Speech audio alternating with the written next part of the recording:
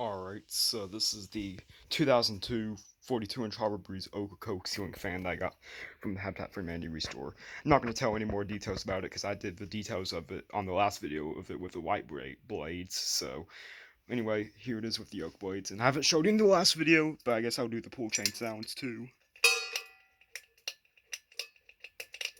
Then the fan one is right here.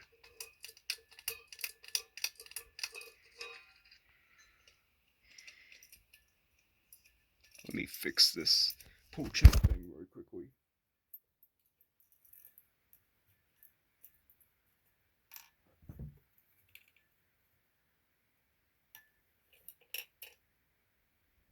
Alright, so let me give it a spin for ya.